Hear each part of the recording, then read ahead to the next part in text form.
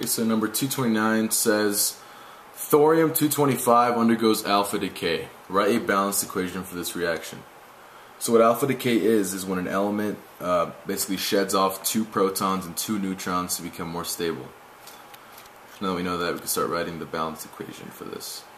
So we're going to start off with thorium. So the chemical symbol for thorium is TH. Start off with that.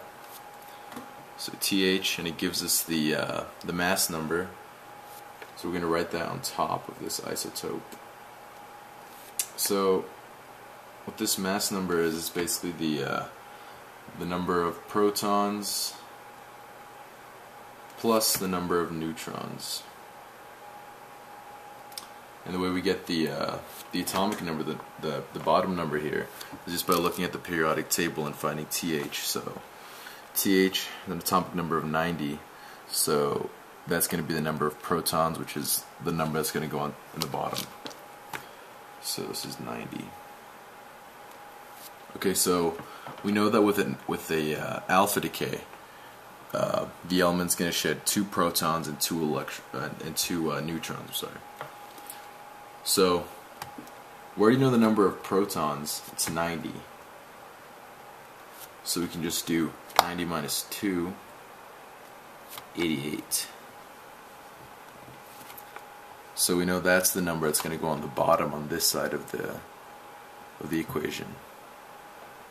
Okay. So to get the number of neutrons by itself, we know that this number is the number of protons plus the number of neutrons.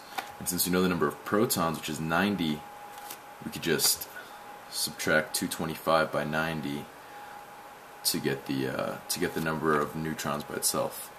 So 225 minus 90 is going to give us 135. We subtract that by 2 because we know that the element's going to shed 2 neutrons. So 135 minus 2, 133. So we got the number of neutrons now. So what we want to do is we want to add this number by 88 to get the mass number again, which is the number that's going to go into the top. So 133 plus 88 is going to give us 221. So that's the number that's going to go on top here, the mass number, 221. So once we have this, we can just look up the atomic number 88, or the number of protons in our periodic table.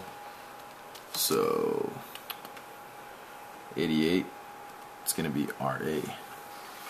So that's the element that's going to go here. And we know that we have to have the same number, the same mass number, and the same atomic number on both sides of the equation. So what we got to do is we got to add 4 to give us 225, so it could be the same on both sides. So it's going to be 4 and 2 to get us back to 90.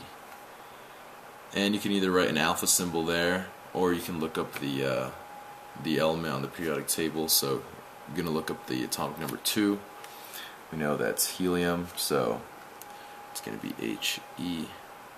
So that is going to be your balanced equation.